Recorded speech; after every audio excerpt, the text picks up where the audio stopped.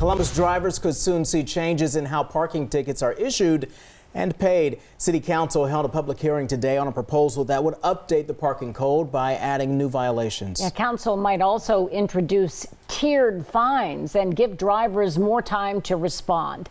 NBC4 Samantha Bender tells us what these changes could mean for your wallet.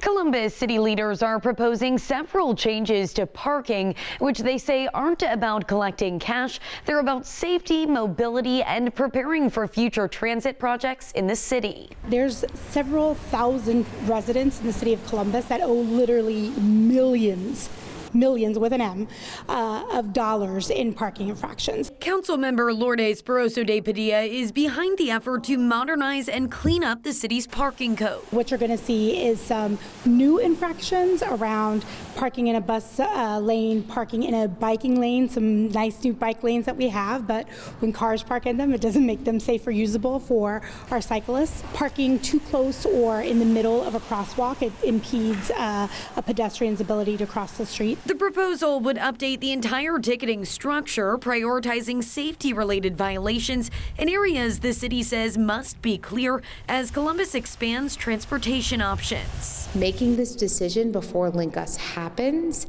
is really important because it helps set the expectations of community members. This is what we need for you to do in order to help us build a future of a rapid transit corridor. The city would also raise penalties on some existing violations like parking in a handicapped spot or failing to display a valid registration. Also included a tiered payment system. Right now, drivers have just 10 days to respond to a ticket, with fees stacking up quickly.